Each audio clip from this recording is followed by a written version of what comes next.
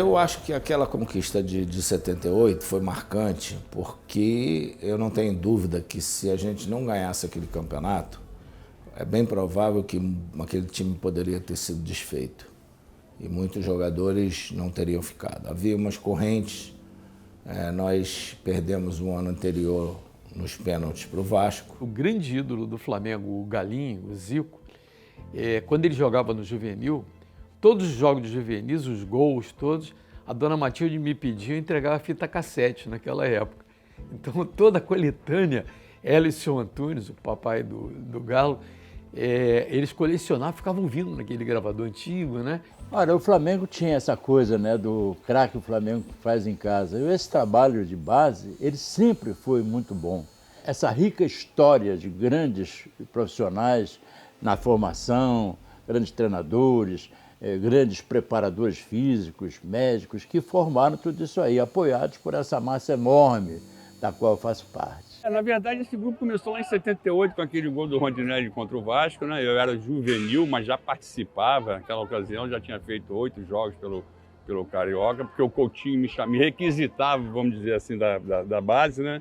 Havia um conceito de que os caras eram muito bons, mas davam azar. De fato, o Flamengo não tinha ganho nenhum turno em 75, 76 e 77.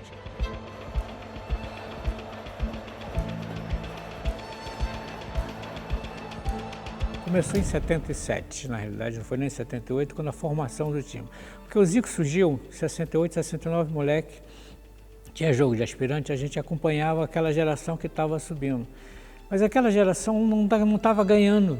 O surgimento do Leandro também foi aos poucos, do próprio Adílio foi aos poucos, o Andrade estava na Venezuela, retornou depois, também foi entrando aos poucos. O Júnior já era um cara consagrado, o Zico também já era um cara com larga história, um grande ídolo da Gávea do futebol brasileiro, futebol mundial. O Tita, que era muito jovem, entrou no jogo só para bater os pênaltis, ele entrou na prorrogação e foi o único que errou.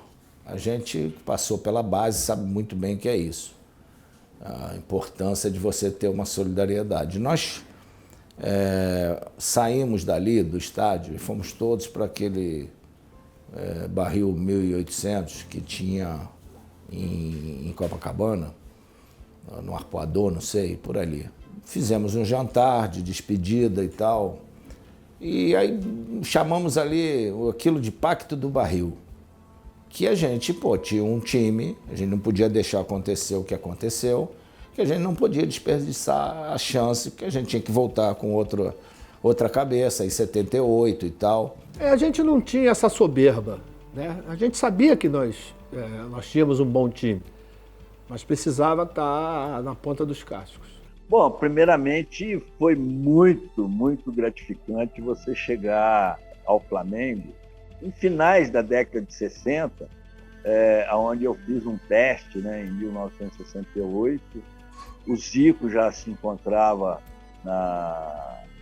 nas divisões de base, aí fomos crescendo junto, toda aquela geração Zico, Jaime, Cantarelli. Eu denomino a geração Zico uma coisa incomensurável por tudo aquilo que fincamos dentro da história do Clube de Regatas do Flamengo, desde a base. O Zico foi contestado. O Zico teve o carro dele balançado no Maracanã. Por quê? Porque isso, inclusive, forja também os pequenos, né? Eles se assustam no início, depois se acostumam com isso. O jogador que vem da base do Flamengo, ele não se assusta com o torcedor reclamando, porque ele sabe que o Flamengo é um gigante que se alimenta de vitórias. O Flamengo com fome é um gigante perigoso, ele pega no pé. Ele te esculhamba num dia e no dia seguinte você ganha, você é o maior do mundo, você tem que ir para a seleção e tudo mais. E a meninada que vem da base já vem conhecendo esse problema. Os que chegam de fora às vezes se assustam e tudo mais. Esse time passou por isso, amadureceu nas adversidades, nas vitórias, nas conquistas, nas dúvidas e chegou onde chegou.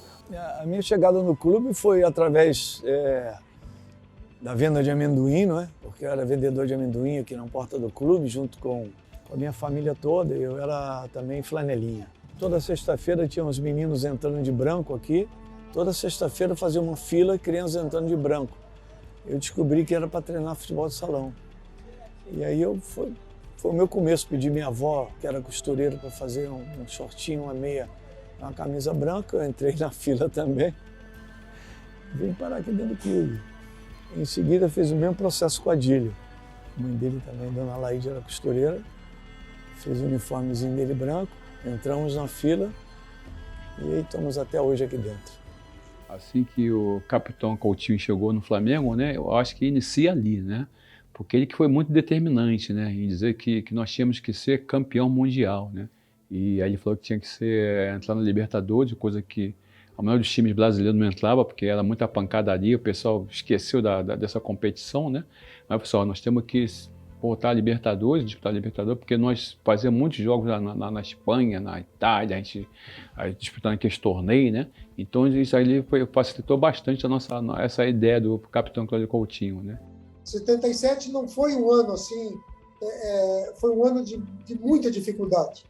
Muita dificuldade esse enfrentamento, mas a direção acreditava muito naquilo que o Coutinho estava fazendo. Fizemos um ano o Campeonato Brasileiro não bom também, e a partir de 78 o Coutinho começou a colher os frutos desse trabalho, desse investimento que, com a vinda de muitos jogadores, e começou a ingressar alguns jogadores feitos na casa, na base.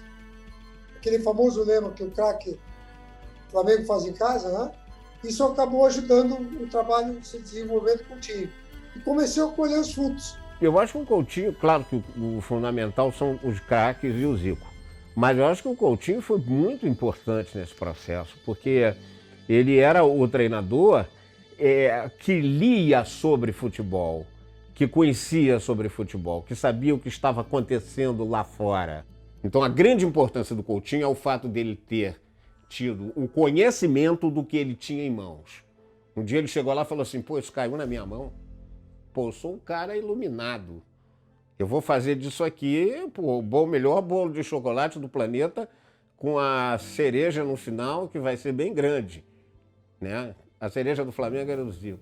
Eu vou até antecipar um pouco e frisar antecipadamente que o título campeão mundial de 81, nós tínhamos 8 jogadores feitos na base, dentro de casa. Às vezes a gente ia de manhã, sem ninguém na Gávea, sem imprensa, sem, digamos, jornalista lá e tal, e aí aquele dia ele falou, ó, a gente vai jogar assim, ele montava o time parado dentro do campo, sem bola, a bola era ele. Então ele, ó, movimenta para cá, aí a gente movimentava para esse lado para fazer a marcação. Pressão, agora me ataca, aí ele recuava, me ataca aqui, todo mundo. Aí ele olhava assim, te via um outro cara, você chega mais um pouquinho para cá, quero você nessa posição, vamos para o lado esquerdo. Aí vai para o lado esquerdo e ia todo mundo. Então a movimentação dentro do campo era tranquila, todo mundo já sabia o que fazer. Agora pegou a bola, vamos utilizar uma tática do basquete. No basquete o pessoal não usa, quando tá ruim para arremessar, não volta a bola aqui, e o basquete tem 24 segundos para arremessar. Acho que na época era até mais, né? Acho que na época eram 30, né? E aí, poxa, no futebol não. No futebol a gente não tem tempo para atacar, para chegar no gol. Então, se você tentou começar o jogo pela direita, não conseguiu finalizar lá, volta no meio. Aí eu e o Adílio, que éramos aqui do meio, voltávamos aqui. Aí a bola vinha aqui no Andrade e girava para o outro lado. Quando começamos a fazer o overlap, olha, virou de lado, é onde que é a hora de fazer o 2 contra 1. E ele revolucionou com aquelas táticas dele de ponto futuro, overlaps, tudo surgiu comigo lá atrás com o Tita e tal. Pô, era uma pessoa super inteligente, teve grande participação nisso tudo, nessa montagem do time. O Leandro veio depois, né? Na verdade, quando teve o troca-troca que o Toninho veio para o Flamengo, o Toninho Baiano, até eu fiquei meio assim, porque estava 2 anos jogando na lateral, né, que não era a minha posição, era uma questão de oportunidade, já campeão carioca, e você traz nesse troca-troca um jogador da minha posição da seleção brasileira. Quer dizer, aí depois que eu fui para a esquerda, período para me adaptar, né? Depois da adaptação, aí sai o Toninho e chega o Leandro, né? Com características mais técnicas. O Toninho era um cara muito físico, né? Um físico avantajado, e que eu acho que a gente era muito semelhante da forma de jogar, né? Eu acho que isso favoreceu ao time, favoreceu principalmente a gente individualmente, né?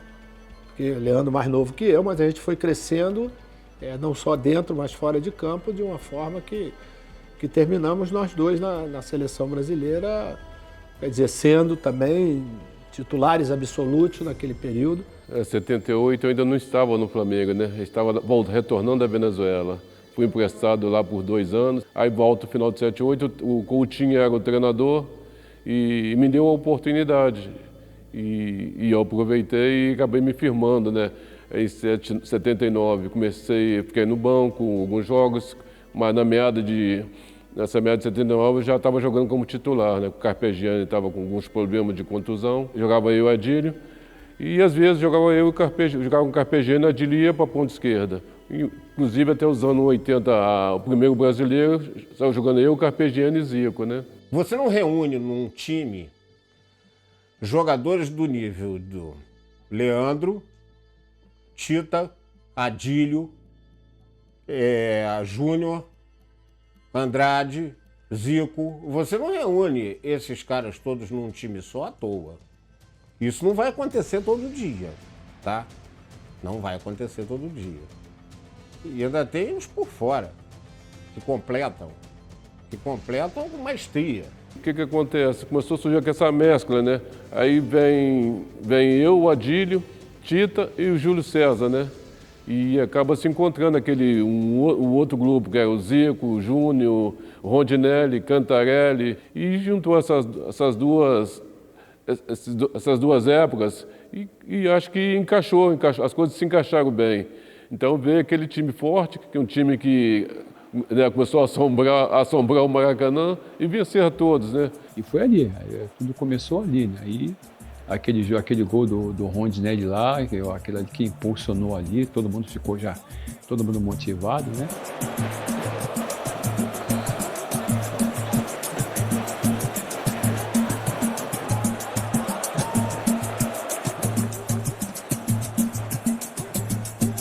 Nós fomos para o Maracanã, Flamengo e Vasco era o jogo da vida. Era o jogo da vida nosso, era a grande rivalidade. Nós tínhamos o Zico, eles tinham o Roberto, eles tinham o tio Márcio, nosso time era fantástico. E o Leão pegou tudo naquele jogo. A bola não entrava, a bola não queria entrar. Acho que o Zico levou um cartão amarelo porque estava impedido. A bola não entrou, ele deu um chute, o juiz deu um cartão amarelo para ele, enfim. E eu tive a vivência de viver o céu e o inferno numa jogada anterior, porque eu fui adivinhar um drible do Roberto, ele consegue me dar uma boca e botar essa bola na cara do Paulinho, que era o meio esquerdo, que jogava Paulinho e Guina no meio campo. E no momento que ele dá o tapa de canhota para tentar surpreender o Cantarelli, essa bola bate mais ou menos entre o tornozelo dele e vai para a linha de fundo. E aquele momento, para mim, nossa, e se ele faz o gol? Se ele faz o gol, eu estou crucificado, a geração ia ser dizimada. Em 78, nesse jogo, foi uma briga que eu tive com a Marilene Davos, que morreu ano passado, e o Márcio Braga, que nós compramos toda a produção do papel higiênico carioca, que era lá na descida da Serra, do outro lado, em Jacarepaguá. Eram 2 carretas monstruosas. E nós precisávamos entrar para o Maracanã. E eu fui pedir auxílio ao Flamengo para poder entrar com aquele material. E a Marilene disse que o clube não ia se meter nisso, não sei o quê. Minha amiga, morreu minha amiga demais, mas naquele dia nós quebramos um pau incrível. E aí, o que eu tive que fazer? Nós fomos sexta-feira para lá, jogamos tudo aquilo no chão ali na estátua do Bellini, onde tem as escadinhas, jogamos tudo ali, convoquei o pessoal da raça e começamos a subir aquele portãozão grandão e jogava lá para dentro e 3 ou 4 iam subindo e entrava. Quando você entra, sai daquela parte de baixo da arquibancada e entra para entrar na arquibancada, tem um túnel, né? Antigamente ali, hoje está a parede até lá em cima, mas antigamente não, tinha um teto. Nós começamos a encher aqueles lugares todos de papel higiênico. E tivemos que ficar lá até domingo, para tomar conta do material. Então, nós chegamos sexta-feira lá, 8h30, 9 horas da noite, e saímos de lá depois do jogo. Só que na hora que o Zico foi bater o córner, Eu estava assim, ó. Aí o colega falou, Cláudio, córner! Eu me lembro, eu não vi o Zico bater o córner, mas vi a bola ainda chegando. E o Rondinelli meteu aquele gol. Então eu estava lá, quase não vi esse gol. Quase não vi, mas eu vi. Graças ao meu parceiro que me cutucou. Todos os gols são importantes, né? E esse é um deles, assim, que é um destaque, porque tem um fato curioso que quem cobrou o escanteio foi o Zico. O Galo pegou aquela bola, levantou aquela bola na área, não era a área dele, né? Porque a bola foge até da câmera, enquanto o Rondinelli, 1,76 m, sobe em cima do Abel, quase 2 metros de altura e faz o gol. Então, tinha que ser ali. Eu tramito futebol há 57 anos. Pelo levantamento que já foi feito, a média de gols no futebol é de 2 gols por jogo. Então você multiplica por 2 isso aí, quer dizer, mais 2 que ficaram marcados do Flamengo em conquista foram exatamente esse do Rondinelli de cabeça, 78, e o do Pet aos 43 minutos naquele título contra o Vasco. Olha, aquela conquista, eu fui para o Maracanã e fui para a arquibancada. E na arquibancada você sente aquele calor daquele pessoal, da torcida. Muitos não sabem, mas tinha geral e uma pessoa gritou para o Zico, xingando o Zico, que ele não tinha que bater o escanteio, tinha que ir para a área. E o Zico bate o escanteio e o Rondinelli vai de cabeça. Pô, eu vou jogar pro Rondi brigar. E eu tenho a felicidade de saltar no tempo certo, no momento exato, e uma cabeçada realmente como se saísse um chute, surpreendeu o Leão e toda a defesa do Vasco. E a beleza do gol, né? A beleza, você vê ele subindo e ele mete lá em cima que não dava nem pro Raul. Ganhar do Vasco, que era um arquival real, uma coisa fortíssima, daquela forma, no finalzinho do jogo, foi um negócio que emocionou a todos. E aí esse time, por esse gol, por esse jogo, por essa vitória, esse time se fechou. Além da gente sentir todo aquele calor de torcida, de tudo, tinha já naquela época um time fantástico. E o gol do Rondinelli demonstra tudo que ele significa para o Flamengo. O rei da raça. É assim, um cara fora de série. Aquele jogo, para mim, é sem dúvida nenhuma o jogo mais importante da história do Flamengo. Porque ele propiciou que aquilo tivesse uma continuidade. E que continuidade, hein? Agora, esse time não pode desperdiçar mais nada. E aí a gente veio em 79 rebentando.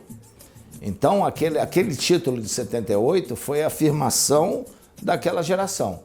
Teve 3 campeonatos, eu só não sei explicar como, 3 campeonatos estaduais em 2 anos. Dentro e fora de campo, o Rio virou festa. A taça foi entregue a Zico no meio de campo e seguiu na volta olímpica de mão em mão. E não faltou o pagador de promessas, empurrado pelo grito da galera.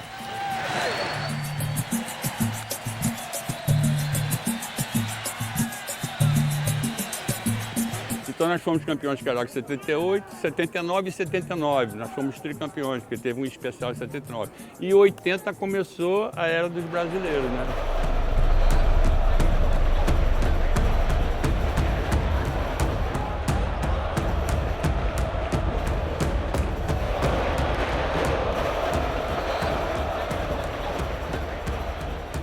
E veio aquele Campeonato Brasileiro que era dificílimo, você não tem ideia como que era o Campeonato Brasileiro, que o futebol brasileiro naquela época era o melhor futebol do mundo. Não era esse futebol hoje de glamour que jogador nota 6 é glamorizado como nota 10, 8. Naquela época era jogador mesmo. Flamengo é time de Maracanã, Flamengo só ganha campeonato carioca. Se o Flamengo não for campeão brasileiro, vai ficar no tricampeonato carioca e vão dizer que o Flamengo é o melhor time do mundo, sem ter ganho nada além do Carioca. Cara, não era cobrança sobre o Campeonato Brasileiro, não. Por incrível que pareça. A cobrança era mais pro estadual. Depois que nós ganhamos o primeiro brasileiro, é que veio a cobrança de ganhar mais. Porque antigamente você tinha um nome, né? Era Roberto Gomes Pedrosa, que era um campeonato entre as grandes equipes do Brasil, mas não abrangia o Brasil todo. Aí depois que virou Campeonato Brasileiro e tal, não sei o quê. E era de extrema importância que o Flamengo tivesse esse título. O Flamengo não tinha. Os campeonatos eram muito doidos, porque o Internacional foi campeão brasileiro em 79, invicto, com, se não me engano, 23 jogos. O Palmeiras teria sido campeão com 10, porque o Palmeiras entrou depois. Então, um time jogava toda uma primeira fase, o outro só entrava na segunda, porque ele estava disputando o regional. O campeonato de 79 teve 94 clubes. O Campeonato Brasileiro, 94 clubes. Isso faz brincadeira, isso não é sério.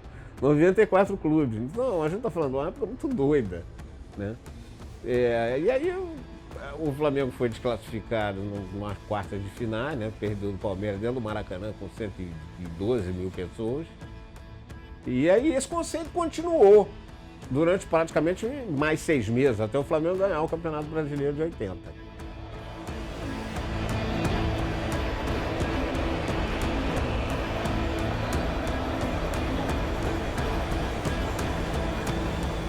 O Atlético também é uma verdadeira seleção, tinha 2 ou 3 ou 4 jogadores da seleção brasileira titularíssimos.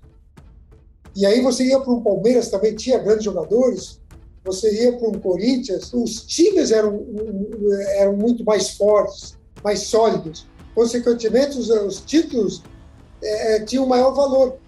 Eu lembro que a gente, no início da competição, a gente perdeu pro Botafogo da Paraíba. Foi a única derrota que eu jogando tive naquele campeonato. E depois nós só perdemos uma vez para o Atlético Mineiro, aquele jogo, o primeiro jogo da decisão. Nós jogávamos no Infante e Juvenil do Flamengo, né? O Nunes já atuava aqui no Flamengo, né? Depois o Nunes chegou no profissional, ele foi dispensado, ele foi lá para Santa Cruz. Depois ele retornou ao clube, né? Nós já conhecemos dele, todos nós aceitamos porque sabia do potencial dele, né?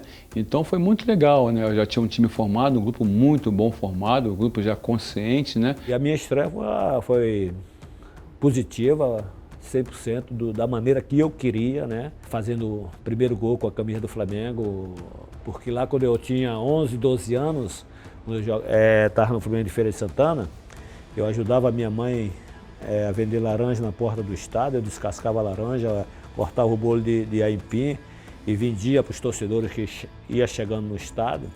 E eu tive a felicidade de estar ali, né, vendendo laranja, bolo de aipim, e com a minha chuteirinha, meu meião, eu até me arrepio, já pronto para, no intervalo do jogo principal, aqueles 15 minutos, eu fazia aquela preliminar, aquelas crianças. E simplesmente quem estava lá era Flamengo, botando as faixas no Flamengo de Feira de Santana. E me viu jogando no intervalo, né? E foi a primeira vez que eu vi Garrincha de perto, foi a primeira vez que eu tirei uma foto com Garrincha. Então eu tinha, na minha infância, o sonho de um dia vestir a camisa do Flamengo, de um dia jogar no Maracanã. E esse dia chegou, foi já profissional com a camisa do Flamengo, fazendo meu primeiro gol com a camisa do Flamengo. E eu comecei com o pé direito, né? Minha função não era fazer jogadas. O capitão Cláudio Coutinho, o seu Gilberto me pedia, minha função era trazer a torcida para dentro do campo. E era o que eu fazia com muita propriedade. Às vezes o jogo estava pesado, bola para mim, um drible, um elástico, um chapéu, a torcida descia e a gente ia. Então a minha função na realidade era essa. Apesar das minhas jogadas de fundo, que fiz muito artilheiro, mas minha função dentro do Flamengo era trazer vocês aí, a raça, enfim... Todos as jovens, todos para dentro do campo, e acontecia muito por várias vezes. A Taça de Ouro vai pegar fogo domingo no Maracanã. O primeiro jogo da finalíssima no Mineirão teve muita emoção e muita pancadaria. O Reinaldo, do Atlético Mineiro, foi um dos maiores talentos que eu vi no futebol. Ele parou de jogar aos 28 anos. Com o joelho baleado, ainda assim ele foi lá, deu trabalho ao Flamengo. O time do Atlético era raçudo. Mas o Flamengo era terrível. Nós fizemos um primeiro jogo em Minas e que o Atlético realmente acabou fazendo gol, fez a diferença do jogo e veio com uma diferença mínima para jogar no Maracanã, contra uma casa cheia, contra uma torcida, que é o 12º jogador, a torcida do Flamengo. Isso foi muito importante. Nós tivemos a sorte e a felicidade de sairmos na frente do placar, um jogo muito difícil, os 2 jogos muito parelhos, mas no Rio de Janeiro, por ser o jogo decisivo, ele foi muito mais importante, mas encontramos muitas dificuldades devido à qualidade do elenco do Atlético. Você tinha Raul, tinha Leandro, eu, Zico, tá? E o Tita. E do lado do Atlético você tinha João Leite, Luizinho, Cerezo, Reinaldo e Éder. Então, quer dizer, não tinha como você fugir. Chegou a peça principal e acabou a brincadeira, né? Agora a gente vai em busca do primeiro título brasileiro e realmente nós conquistamos um grupo maravilhoso, né? Todo mundo sabia o que queria dentro de campo, todos tinham consciência do compromisso, da responsabilidade que era conquistar esse título pela primeira vez, e eu tive a felicidade de marcar o gol do título, né, em cima do Atlético. Veio a cereja do bolo, que foi que nós ganhamos aquele campeonato aqui dentro, né, contra o Atlético. O primeiro jogo lá foi terrível, você não tem ideia. Eu e o Zico não jogamos aquele jogo lá. Teve até uma atitude meio que covarde do jogador do Atlético, quero citar nome, o Rondinelli, que também não jogou a final. Tinha um colega nosso, Paulo, o Adílio, foi lá também me visitar, mas tinha um colega que sempre participava conosco dos jogos do Flamengo no Rio. Ele passa por lá e pede que a minha esposa tire alguma coisa do que eu poderia escrever para ele. E aí vai a emoçãozinha. Eu coloquei que eu estava bem, que eu queria que ele jogasse por mim. Depois daquele jogo foi importantíssimo. A gente reuniu e falei, pô, que é isso, cara? A gente não vai dar mole, nosso time não pode acontecer um negócio desse, com todo respeito, mas não pode. Então vamos acordar, vamos prontidão de novo, o sistema de... Cara, a gente não pode perder essa oportunidade de ganhar esse brasileiro não, com esse time que a gente tem.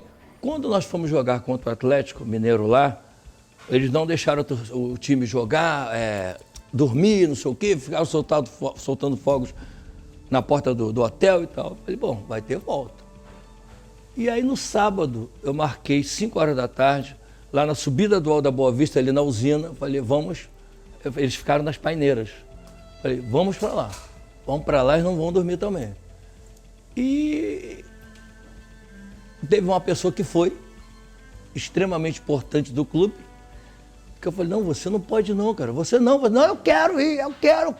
Não, eu quero ir, vamos lá, porra, eu quero, Márcio. Márcio Braga. Eu falei, porra, mas o seu presidente não pode estar nisso. Não, eu vou, porra. E ele foi. Aí ele foi, aí deu uma meia hora, eu falei, irmão, agora tu vai embora, porra. Vai embora. A gente tava na mata, que a gente tava cortando X de telefone para eles não poderem chamar a polícia e tal, não sei o quê. Eu falei, não, agora tu vai embora, porra. Não vai ficar aqui não, porra. Você é o presidente do clube, não pode dar merda contigo. Aí ele foi embora. E nós continuamos lá. E aí, depois que nós cortamos e escureceu, nós ficamos dentro da mata, ninguém via nada ali. Ela é uma mata cerrada mesmo, né? E esses fogos toda hora você viu o Cerezo, viu os caras chegando, sabe? Na varanda assim, das paineiras, querendo ver a gente e tal.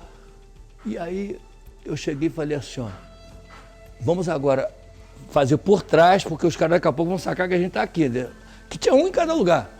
Pô, mas quando eu desci da árvore para fazer, um cabo da PM foi, porra, irmão, você tá aquele F grandão, não é ferrando, né?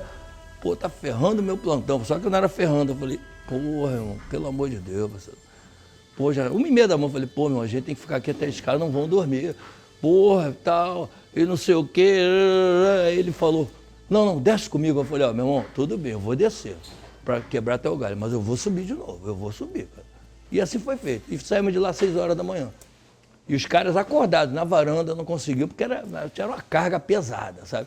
Só morteiro, não teve briga, não teve violência física, mas teve uma violência sonora que foi de extrema necessidade para que eles não jogassem e ficassem nervosos. Foram 2 expulsos naquele jogo deles. Amém. Depois de ter ganho em casa, eles achavam que ia acontecer no Maracanã. Eu me lembro do episódio que eu errei numa saída de bola no jogo lá em Belo Horizonte, foi quando o Reinaldo fez o gol, né? E quando eu estava transtornado, quando cheguei no vestiário, o Raul encostou do meu lado e falou assim, ô Capa, ele me chamava de capacete, chamava de Capa, relaxa, cara. Tu acha que a gente não vai fazer um gol no Maracanã? Eu falei, cara, mas relaxa, cara. Nós vamos fazer um gol no Maracanã, isso eu não tenho nenhuma dúvida. Então essa palavra do Raul me fortaleceu. Eu falei, pô, sabe que ele tem razão? Tomei 2 do Reinaldo, né? Aliás, no primeiro gol a bola bate no Manguito, bateu nas costas, vinha na minha mão a bola, bate a mão. E é engraçado que a TV, o ângulo naquela época não pega, isso parece que ela entra direto, mas ela bate aqui e desvia, vai para cá. Ela vinha na minha mão a bola. Foi um jogo realmente maravilhoso, aonde o Nunes prova cada vez mais o seu oportunismo, né? A sua habilidade, a sua inteligência de ser o artilheiro das decisões. E isso me marcou muito, porque foi lido esse bilhete através do Adílio ou do Zico, eu pedindo que ele jogasse esse jogo para mim. E a gente consegue a conquista desse primeiro campeonato brasileiro. É muito gratificante. Foi um grande jogo, foi um grande espetáculo, tanto lá em Belo Horizonte quanto aqui no Rio. E aqui, né, foi 3-2, quem sabe viu, foi um jogo emocionante, fizemos 1-0, eles empatam, fizemos 2-1, eles empatam já de novo ao segundo tempo, e a coisa fica, né, ficou no ar, né, 2-2 era do Atlético Mineiro. Aquele gol do Nunes me lembra uma coisa interessante, não era para ter saído o gol, porque eu estou gritando, eu chego atrás dele, toca, rola para trás que eu estou chegando, e se ele toca, talvez não saísse. E ele dá um drible daquele, um drible maravilhoso, e carcaraço sanguinolento, bota a bola para dentro mesmo. O Nunes recebe essa bola e dá um drible no zagueiro do Atlético e faz o gol, mete a bola entre a trave e o João Leite, e aí vem nosso primeiro brasileiro de 80, né? Cruzei com a perna esquerda, bateu no Silvestre e voltou para mim. Aí eu tive que assumir aquela responsabilidade. Você vê que eu domino com a perna esquerda, já puxo para a direita, faço que vou cruzar e ele fica levantando a perna esquerda. Então eu tentei 2 vezes e ele levantou a perna esquerda 2 vezes. E eu observando que a perna direita dele estava no chão presa. Quando ele levantou a segunda vez, eu dei o drible na perna direita dele.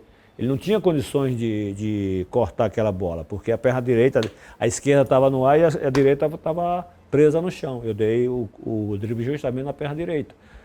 E quando eu dei o drible, já joguei a bola para frente, já botei o corpo na frente, porque se ele vira, se ele bate em mim, é pênalti. O Zico ia lá e fazia o gol.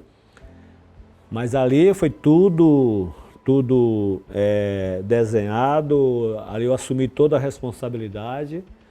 E eu acho que tinha torcedor que falava, toca pro Zico, toca pro Tita, lança. Mas eu estava sabendo o que estava fazendo ali, eu estava consciente. Pô, foi uma festa monstruosa da gente, a raça saiu fazendo festa.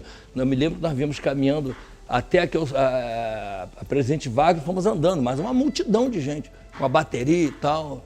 Foi fantástico, fantástico. Aquele jogo lavou a alma de toda uma família, de toda uma torcida, de 100, 150 mil pessoas no Maracanã. Foi uma das maiores alegrias da minha vida, até porque ali foi o início do Campeonato Brasileiro, do Campeonato Mundial. Ganhamos do Atlético, fomos para a Libertadores, ganhamos novamente do Atlético e campeão mundial. Eu peço perdão aí pelas lágrimas, mas tudo aquilo que vem à mente agora é dessa turma maravilhosa, de todos os nossos irmãos, dos quais eu pude participar. Foi um ano de mais uma conquista maravilhosa. Um garoto que saiu desacreditado, né, fez uma base no Flamengo, saiu desacreditado porque não acreditaram nele. Imagino que as pessoas, os olheiros não tiveram o olho clínico de dizer, porra, não, deixa ele aí que ele vai estourar.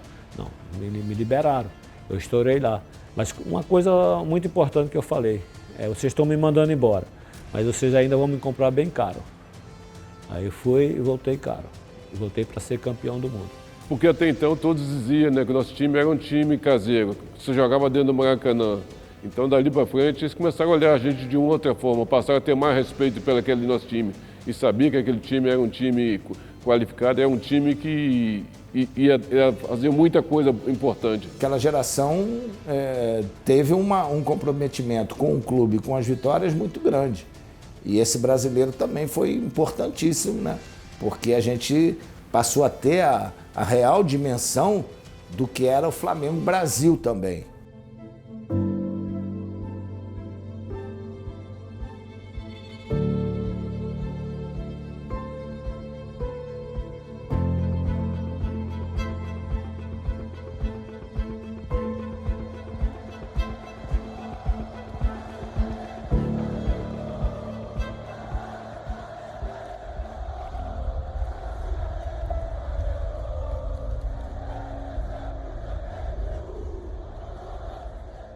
Ninguém se preparava para disputar a Libertadores. Não, a Libertadores vão começar para tudo. Agora é a Libertadores. Não existia isso. Quem disser que existia é mentiroso. O Brasil custou muito tempo a se consagrar na Libertadores porque ele sempre desprezou. Da mesma forma que os europeus não dão muita bola para o Mundial de Clubes, os brasileiros não davam bola nenhuma para a Libertadores. Isso atrasou muito nesse nosso intercâmbio, né? Primeiro você tinha que ganhar um campeonato brasileiro. Depois do Campeonato Brasileiro ganho, se começou a pensar em termos de Libertadores, porque não havia uma valorização da competição, principalmente. Por quê? Porque você tinha problemas de violência, você tinha muitos problemas com a arbitragem e a gente não fugiu disso tudo, exatamente durante a nossa campanha, a nossa trajetória. Primeiro jogo no Maracanã já teve um pau feio, nós ganhamos de 2-1. Fizemos 2-0, o time relaxou e tomou um segundo gol. Se tivesse futebol lá, lá em Santiago, nós ganharíamos lá, tanto que nós fomos daqui de ônibus, com certeza que seríamos campeões lá, mas não teve futebol, teve briga. Eu gosto até de falar do time do Flamengo, né? Pô, vim aqui da Cruz São Sebastião, né? O Zico veio lá de Quintino, né? O Mozo lá de Bangu, pô. Só tinha cara que não gostava de levar prejuízo, né? Não dá. Eu lembro que o garotinho brigava aqui na cruz aqui, não podia perder não, tinha que ganhar, porque se minha mãe falava assim, ó, volta lá e vai brigar de novo, porque tu tem que ganhar, entendeu? Então isso aí estava dentro de mim, acredito que estava dentro do Zico também, de todo mundo, né? O meu time começava com o Paletó Velho, né? Depois nós tínhamos o Peixe Frito, Leandro, tínhamos o Canguru. A defesa era só demais, né? Peixe frito, canguru, camelo e tínhamos aqui o capacete. Existiu a pressão, existiu a preocupação, principalmente depois que eles fizeram lá. Mas o que aliviou a gente foi justamente a gente saber que era num campo neutro. E a torcida do Flamengo compareceu bastante também. Eu sempre falo que para ganhar uma Libertadores você tem que ser homem. Você tem que saber que você vai apanhar, que você tem que bater, né? Devido às circunstâncias, e você tem que jogar o seu futebol. Foi o que o Flamengo fez no terceiro jogo, né? Jogador, Anselmo, fui eu, foi ordem minha, que eu mandei ele dar. Por isso. Expliquei rapidamente, em poucas palavras, o que nós vimos, o que estava acontecendo. Naquele momento, aquela situação, se acontece comigo agora, faço outra vez. Pô, você sai para disputar um torneio, aí pega o Barcelona lá e tal, e pum neles. Pega o Real Madrid, pum neles. Pô, você vem pro Brasil aqui, pra América do Sul, vai temer os times daqui, pô?